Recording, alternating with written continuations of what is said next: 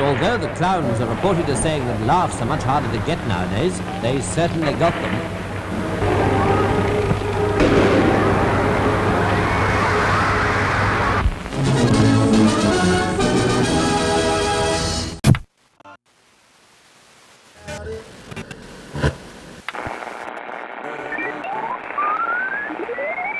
Blue Wolf and Friends presents Camp Here and There.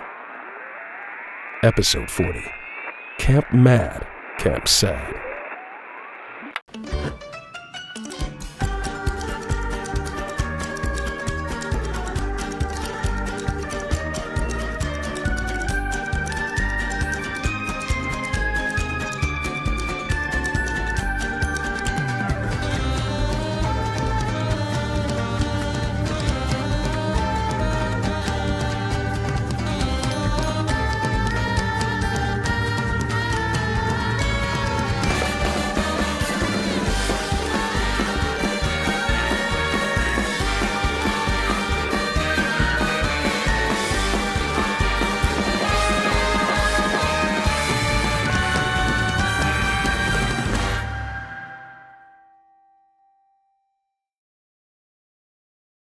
Good morning, campers. The time is 8:60 a.m. and the sky is a bright yellow, the color of sunshine and smiles.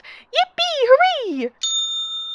But oh, laughter, delightful, contagious tune that ripples through the soul like a playful brook.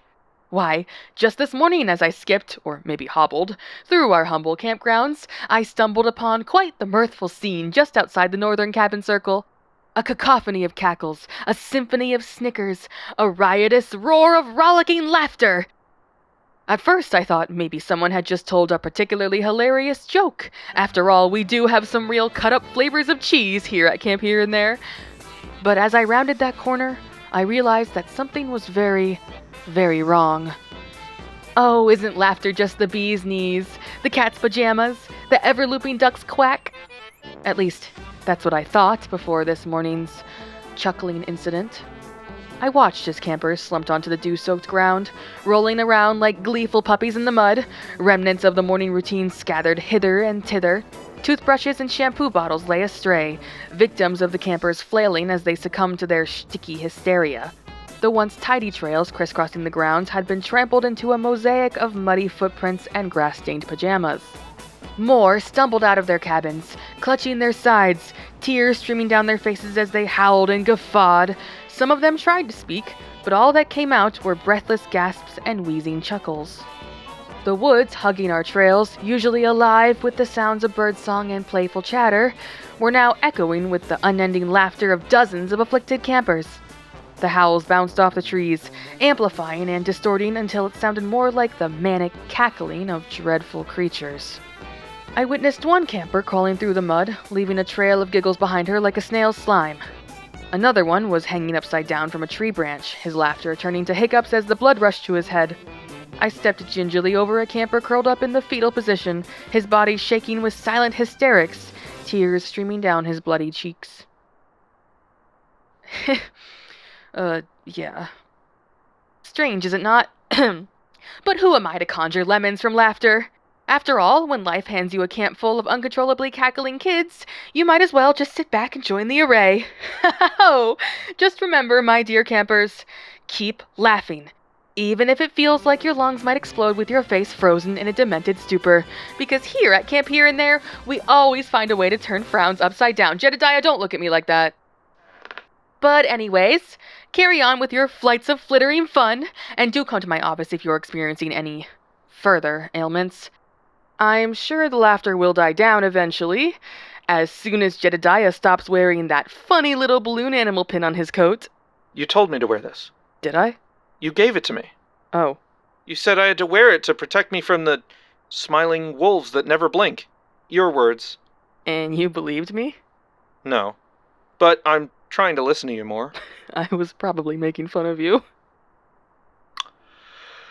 Bear witness, campers, the way I am made a spectacle of even with the best of faith.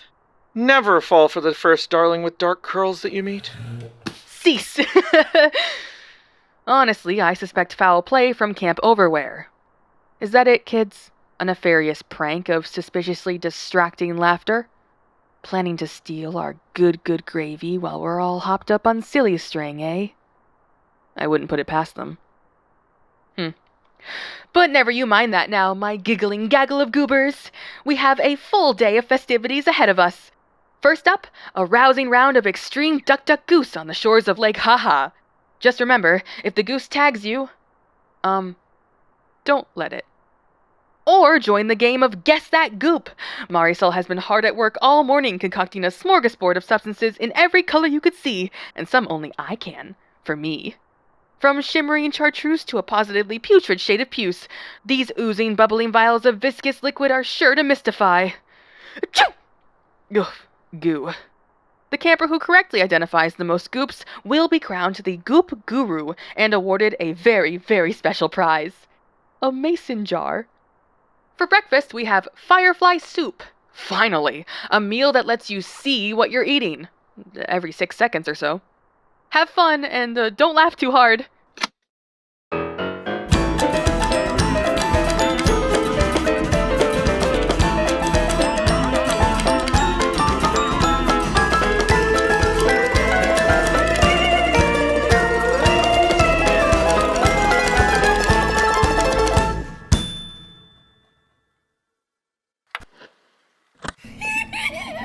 There, sweetie. It'll blow over. Lie still. I'm telling you, it's gotta be those campers from Overwear. They keep doing things like this. Remember just the other day when they replaced all our sunscreen with mayonnaise? We had campers slipping and sliding all over the place, smelling like a deli counter in July. Sydney, I don't think you should be getting so close to those campers. We have no idea what's causing this laughing plague. This is my job. I know, but you have to be careful. What if you catch it too? Oh, please.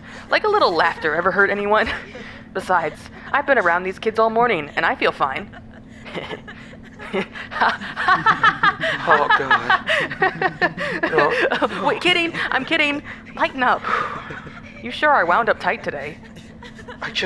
I worry about you. Look, see the motion I'm doing? This is me unwinding you. Unwind, unwind, unwind, unwind. Be free, my yo-yo. Especially with your meeting with Adam later today. That's what this is about? Jedediah, for the last time, I can handle Adam.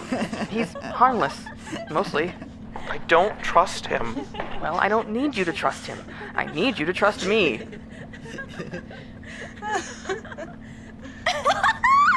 Oof, that one sounded painful. Hang on, kiddo, let's get you some water. Laughter may be the best medicine, but dehydration sure ain't the chaser you want with it. I'm worried.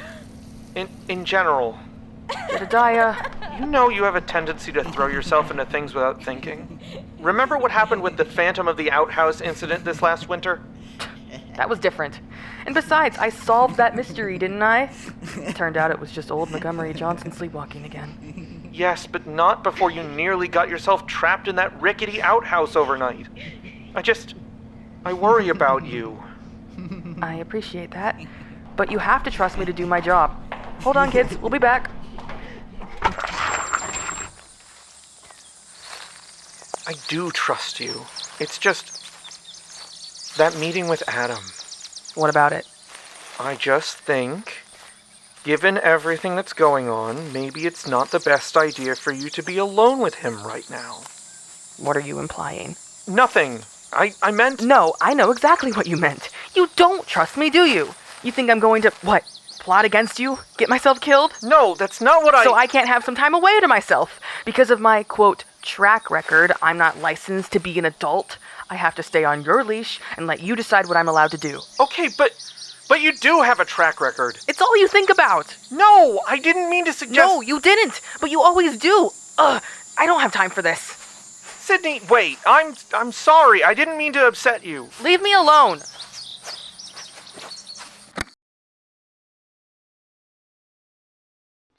Good afternoon, my little hyenas. The time is 12:07 p.m. and the sun is high in the sky, beating down on us like a relentless spotlight on a stage of merry bedlam. Fear not, for I come bearing news. After my little routine visit with Overwear's director, I must apologize for my jump to accusation. With much sleuthing and snooping, we've discovered the source of our little laughing epidemic.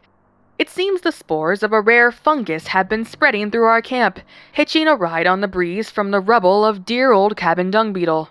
The recent renovation efforts have stirred it all up as our workers attempted to wade through the wreckage over the past few days. Ah, cabin dung beetle, how we hardly knew ye. But even in your dilapidated state, you managed to spread joy. Or at least uncontrollable fits of laughter that leave our campers gasping for dear air. Speaking of our afflicted campers, they've been dropping like flies around the campgrounds, their laughter echoing through the trees with a deranged symphony. Which brings me to my next point.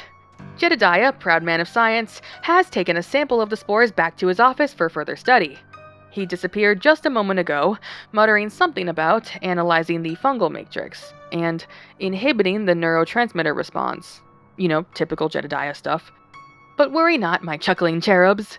I'm sure he'll emerge from his laboratory soon, a solution in hand and a triumphant, non-infectious grin on his face. In the meantime, we'll just have to ride out this wave of whimsy. So if you find yourself overcome with the urge to laugh, just remember, you're not alone. We're all in this together. And if you start to feel a little lightheaded, just take a deep breath and think of something serious and depressing. Like taxes, the inevitability of demise, or pumpkins. That should sober you right up.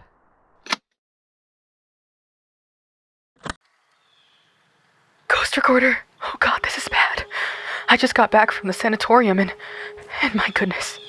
Jedediah is locked in his office and I'm almost grateful he didn't bear witness. Huddled under a gnarled oak tree was Camper Tommy, his small frame racked with violent spasms of laughter. I tried to comfort him to calm him down, but it was no use. His laughter only grew more intense, more manic. His button nose was patchy with mucus and tears. Tiny Tommy, always such a quiet boy, was now convulsing with a mighty compulsion. His face contorted grotesquely, eyes bulging, veins popping in his neck as the force of his guffaws strained his throat. He started gasping out blood between the cackling sobs. He clawed and gripped my shirt in fear, begging mercy, anything, and I was powerless. Part of him clearly wanted to give in, to embrace the thrall and succumb to the feeling of hysteric euphoria, but still he clawed. He could not settle amidst the myocomia contracting his torso. Then his laughter reached a fever pitch, and with a sickening wet rip, the corners of his mouth began to tear. My stomach sank. Flesh and sinew stretched and split as his jaw tore apart. His laughter now gurgling through the blood bubbling up his throat. The tear crept up his cheeks, skin peeling away to reveal pulsating muscle and glimpses of yellowed bone beneath. The lacerations spread towards his ears. His head was splitting open. And still he laughed, even as his jaw unhinged, dangling obscenely with a lolling gag. His shrieks of agony harmonized with the crazed laughter still pouring from the gash in his face. One eyeball rolled freely in the socket as the skin around it sagged like a macabre mask. Tommy's body convulsed violently, hands grasping at the gaping wound his face once had been. Handfuls of flesh sloughed under his desperately scrabbling fingers.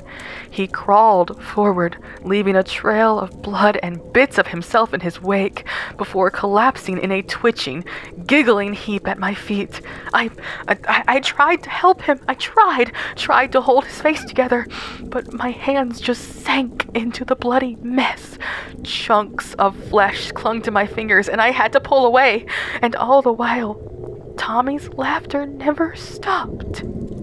Even as his vocal cords were exposed to open air, even as his tongue fell to the ground with a damp thump. In his final throes, Tommy looked at me, his one remaining eye pleading as his bloody tears carved rivulets through the ragged flaps of his cheeks. A garbled wheeze escaped the pulsing red ruin of his throat. And then he fell still, the cachinnation faded, replaced by an echoed absence. I stood there, blood-spattered and shaking, the metallic tang of viscera mingling with the earthy scent of fungal rot. Around me, the laughter of the afflicted campers took on a sharper, more desperate edge. God help us. What hell have we wrought upon these children? I fear we may have bitten off more than we can chew this time, and the bill will be paid in pounds of flesh, rent asunder by the spasms of mutilating glee. At least Tommy no longer suffers. He is gone. But I cannot wait for Jedediah's solution. I don't even think I have time to get back to the office before another camper sees the same fate. You! Me? Thank goodness you're here. You know things about fungus and disease, right? I do. Come with me, please. Wait. Well. If it isn't the camp's resident blaspheming doll come to seek my aid. How delightfully ironic. Please, Soren. To what do I owe this desperate pleasure? I need your help. The campers, they're... Laughing themselves to death? Yes, I've noticed. Quite the spectacle, isn't it? The way their faces contort blissfully. Very fascinating, I'm sure, but I can't medically. I'm not equipped to. But I need you to. Tommy, his face, it just. Oh, you don't say. My, it seems this rot is more potent than I first thought. Delightful, slipping in and out of such ethereal peace, awaiting euphoric salvation. I salivate at the thought. You wretched cur! My! Okay, Soren. You are such a mean breed! I'm begging you. You're the only one I could think to turn to. Please.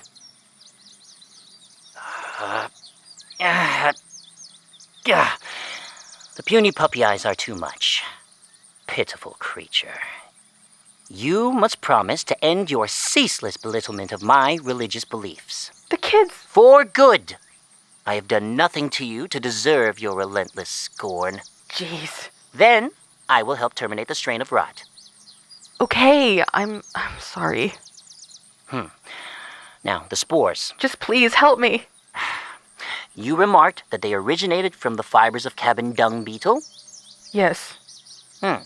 If the fungus has been dormant for so long, it must require extremely circumstantial conditions to thrive. Moisture, darkness, a beloved host to feed on. The caves, those damp labyrinthine tunnels beneath our feet, would be the perfect breeding ground. The caves? Cabin dung beetle had an access point underground that the lousy witch blocked off during the last year's session. Because of while exploring, they found her, A plant? Yes.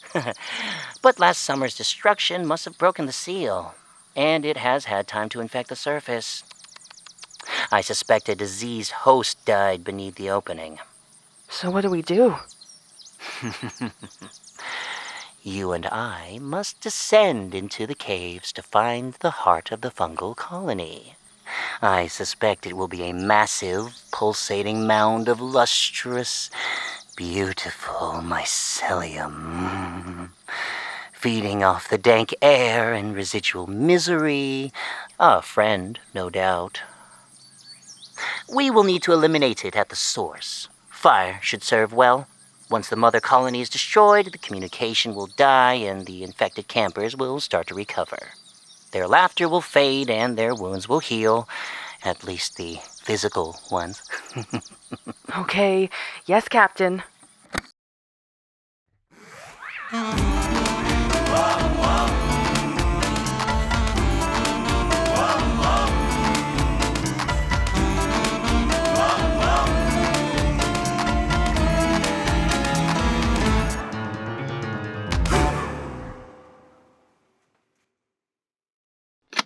Good evening, my leaping Lappins. The time is 19:03 p.m., and the sky is a darkening, green-tinted amber, like a bruise on the face of the heavens. Earlier, while you were all enjoying a delightful afternoon of giggle-induced delirium, Soren and I embarked on our perilous journey into the depths of the caves beneath our camp. Armed with only our wits and a trusty flamethrower, borrowed from our kind and good-hearted director Lucille, we descended into the musty darkness. The air was thick with moisture and the stench of decay, our headlamps casting eerie shadows on the glistening walls. The wetness a sickly sheen of pale yellow, like the mucus coating one's throat in the throes of retching. The tunnels seemed to breathe and wheeze around us, pulsing with a life of their own. The stench of decay and the cloying sweetness of fungal spores clung to our skin. As we pressed deeper, the laughter of the afflicted campers above followed us, distorted and amplified by the cavernous acoustics until it sounded like the mocking chorus of a chiliad of scornful specters. And then, we found it. The heart of the fungal hive. A towering mound of luminescent agamete, throbbing with unholy life. Tendrils of glowing fingers snaked across the cave floor, pulsing in time with the distant laughter. Spore-laden, fruiting bodies erupted from the mass, releasing clouds of particles with each breathy wheeze. The heart appeared to breathe with every camper's bellow, shooting out spores in rhythmic triumph like a beating lung. Soren's eyes lit up with unsettling glee as he beheld the monstrosity. He circled it slowly, murmuring words of admiration, kneeling down, even as I fought back the urge to retch. But there was no time. It was grotesquely beautiful in a way. A throne of fungal majesty. I know this is how Soren felt. But he had made a promise to help me, you see, and I'm simply too cute to let down. As our groundskeeper, he knew what I needed to do. He stood back and turned away. I hefted Lucille's flamethrower, the cold weight of it powerful in my hands. Ever held a flamethrower, kids? You're on top of the world. With a deep breath, I took aim at the heart of the fungal abomination and pulled the trigger. A gout of flame erupted from the nozzle, engulfing the mound in a raging inferno. The heart screamed. It bellowed out a curdling shriek in harmony with its crowing victims above. Tendrils writhed and blackened, crumbling to ash even as they tried to escape the blaze. The stench of foul ash filled the air, so thick I could taste it on my tongue. Soren's face was brightened by the light of the flame, and he watched the conflagration with awe and sorrow, his eyes wet with tears. Whether from the heat or heart, I don't know, but I felt only satisfaction as the last of the fungus crumbled to dust. Finally, with a last agonized wail, the mother colony collapsed in on itself, reduced to a smoldering heap of ash and char. The cavern fell silent, save for the hiss of cooling embers and our own ragged breathing. We emerged from those caves, soot-stained and wary, but alive, and as we stepped out into the fading light of day, we heard the most beautiful sound. Silence. That which we did not hear. So I come bearing good news. The laughing plague has been killed, dead. And, little Tommy, my friends. Well, he's gone home. The laughing experience was too much for him, and, he needed his parents.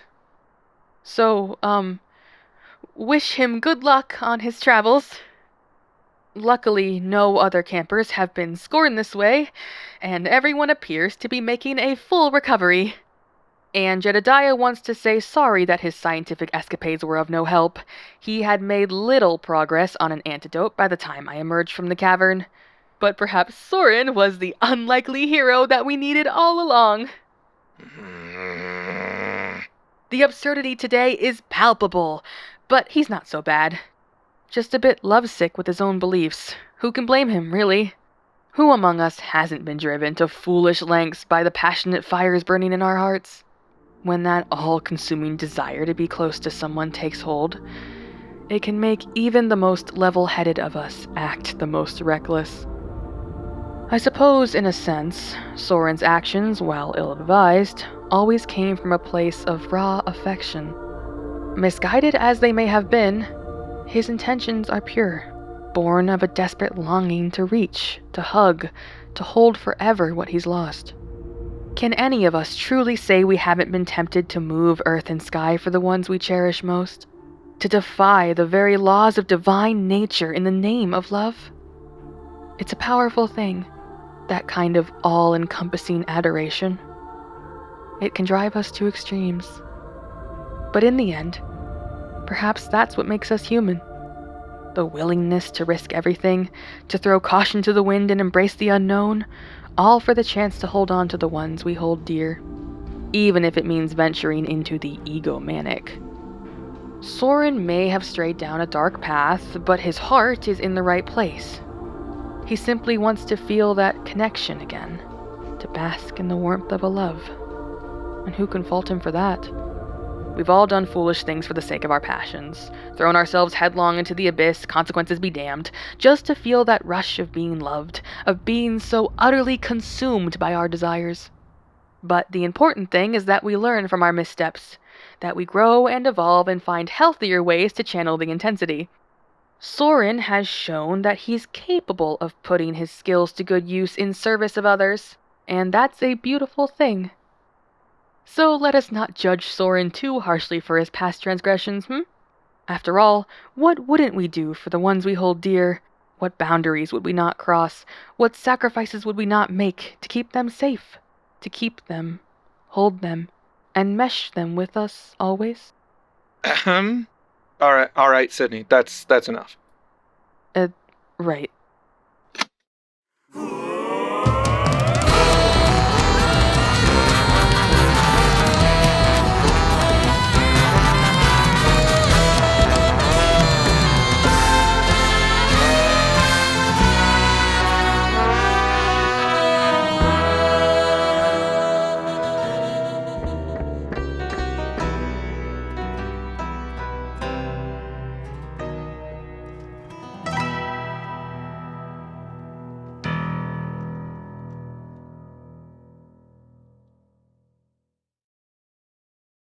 And I mean for you to uphold your word, short one.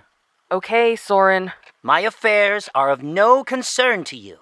I gave you my public apologies already. Get out of my study. But you will see how ill-advised I truly am when it's time that we all join our mother. Okay, Soren. I am indebted to you, and I keep my word. I'll leave you be. Please don't wreak havoc on the announcements anymore. I make no such promises. But that's not fair. I did as you asked, and played by your absurd desires to claw feeble half-life from those destined for eternity. I am not beholden to any of your misgivings further. God, please, just leave. Don't talk to me again. Sheesh, as you wish. But I would expect better from one who has grasped salvation, even if it was as poor an attempt as yours. Wait, what? Your artificial heart is cold. But I take my leave, short one. And this dramatic man bows to the boy, splaying his arms out like a bird in flight. Good tidings.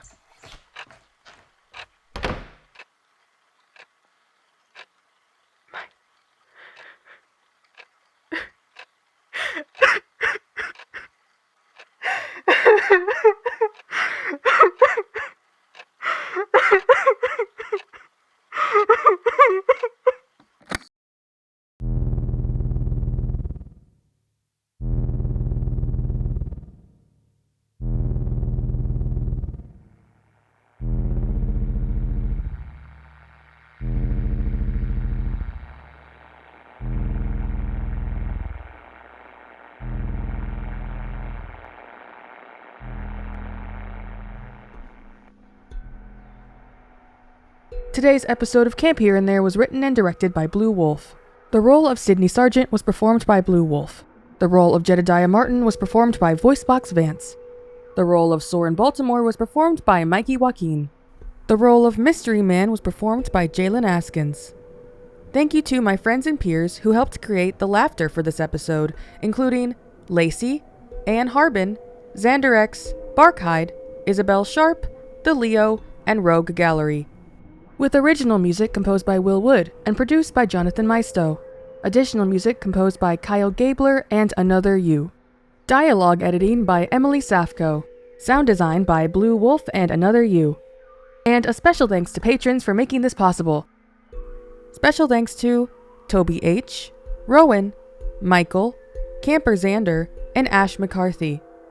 To join them and to get behind-the-scenes content like bloopers, development notes, early access to episodes, interactive events, and more, visit the Patreon at patreon.com/bluewolf.